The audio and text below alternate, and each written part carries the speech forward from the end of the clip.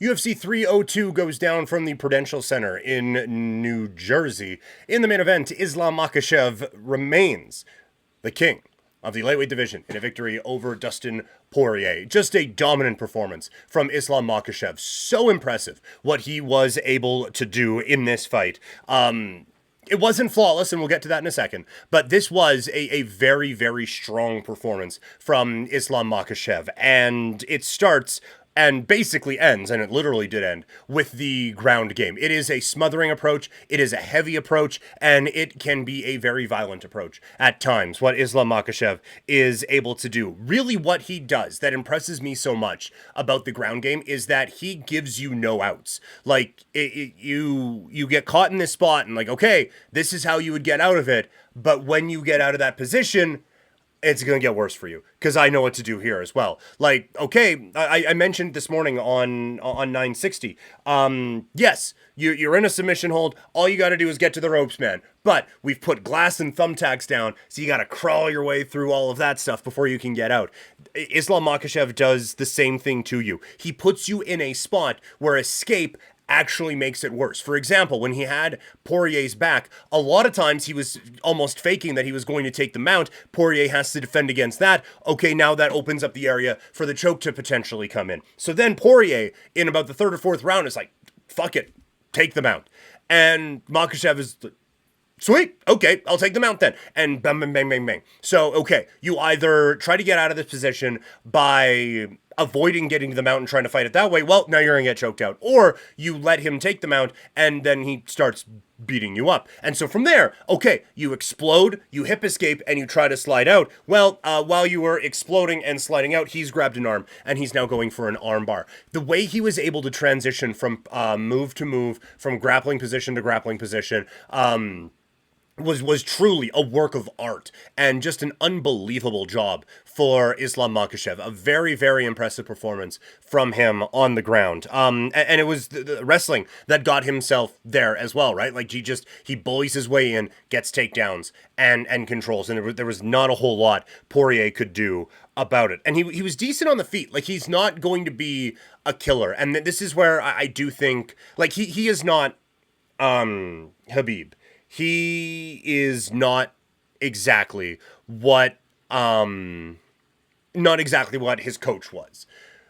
Khabib was, I think, a bit more dominant with the ground and pound, and just a bit more, you are here now, when it came to his wrestling and to his grappling. But his stand-up, I think, was a little bit more fluid than Islam's is. Islam's is definitely growing. It's efficient, right? Like, it's straight down the middle. It's 1-2. There's some pop coming behind it, but it's the efficiency and the accuracy that ends up being what ends up really getting you. This is where the problems, though, started for Islam Makhachev. The longer this fight stayed on the feet, the more Dustin Poirier started to get a bit of a rhythm. And I don't love that Poirier started trash talking, because then immediately he just got taken down. Like, I wish he would have just stayed on him and kept that pressure going. But it was noticeable, Makhachev getting hit on the feet. He was, I think, very, very hittable in this bout. And so when you're moving up in this division, or moving along, sorry, he's obviously at the top. When you're moving along in this division, if there is someone who can hit you with that power shot, like a Gaethje could, or we saw Max Holloway do in the final moments of that fight, although that's not necessarily his game, it was not necessarily, or that could be something, sorry, that could give him some problems. But it's still not like a fatal flaw, I don't think. It was just like, okay, he was hittable in this spot, and that caused a bit of an issue.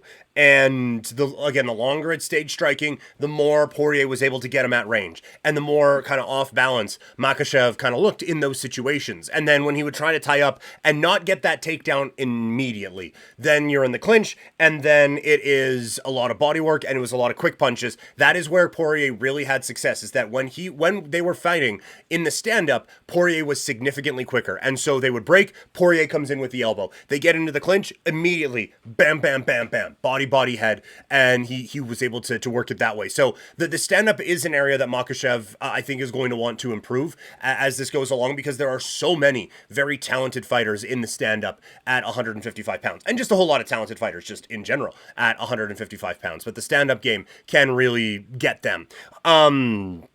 The other aspect of this that I found a little whatever, and look, Islam Makhachev could put me into a ball, spin me on his finger, and break me in half. Like, he could do whatever he wanted if we were grappling or fighting or whatever. But just a couple things that I noticed. This was a bout that we saw Makhachev not really set his takedowns up.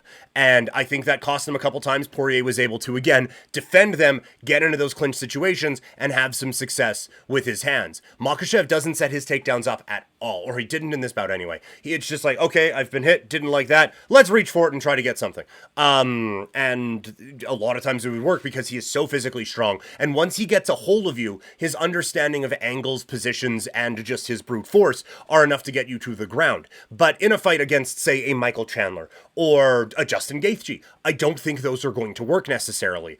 I think there is going to need to be an improvement of his work with the hands so that he can go in, set up a level change, get in, and get a takedown, maybe in a bit more of a traditional sense. These are all just nitpicky things. This was a dominant performance from Islam Makhachev, and I don't care what Dana White says, it makes him still the pound-for-pound #1 fighter in the sport right now. For Dustin Poirier, he fought his ass off, man. Like, he gave everything he could. He is just, it's either a bad matchup for him or he is not on this level. Either way, it just wasn't his night. In terms of what could be next for Poirier, if he retires as one of the great fighters of this generation and puts his name into the hat amongst those who are the best to ever, to never win the undisputed heavyweight championship of the world, or light heavyweight championship of the world. Sorry, lightweight. There we go. Man, I am stumbling all over the place on this one today. Sorry about that. He goes down as one of the best to not become undisputed champion. There, that's easier. If he does continue, like, there's a path, right? Like, I think if you want him to fight at 170 pounds, go up in weight, fight Conor McGregor, who I think will lose later this month. Fight Conor McGregor, maybe have one more welterweight shot, and boom! Title shot at 170 pounds. Let's do it. Let's roll with it, hey? Because a fight with him and Leon Edwards, I think, would be interesting. But I think what probably happens for Poirier now is he moves into the money weight, BMF division, whatever. Like, you want to do a rematch with Gaethje? Cool. You want to do a fight with Max Holloway? Go for it. You want to fight Conor McGregor? On it. Nick Diaz? Great. Nate Diaz? Even better.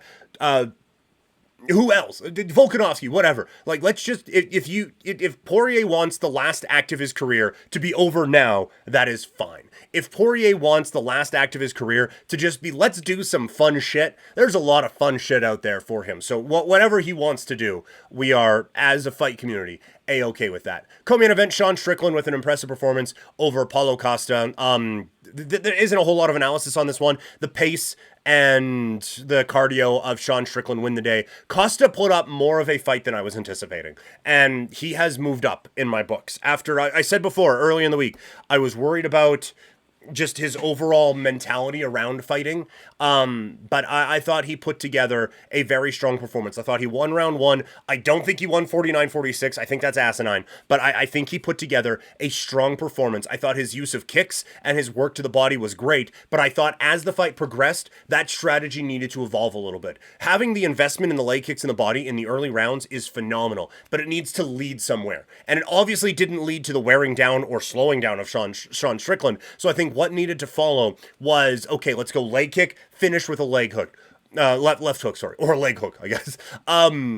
Punch to the body, let's follow it up with a shot up top. Let's start with the jab and finish with the leg kick. There wasn't a whole lot of combinations coming from Paulo Costa. It was all just kind of one at a time. And Strickland can make it difficult to get a few things going because of all the different movement and the pace that he can put on you. But I thought this is a fight that we needed to see a little bit more there from Costa. Overall, though, for Strickland, it is a strong performance. Does it put him next in line for a title shot? Probably not. But I do think that this was a very strong win for him to get back on track and just kind of proof of concept that what he is doing can absolutely work.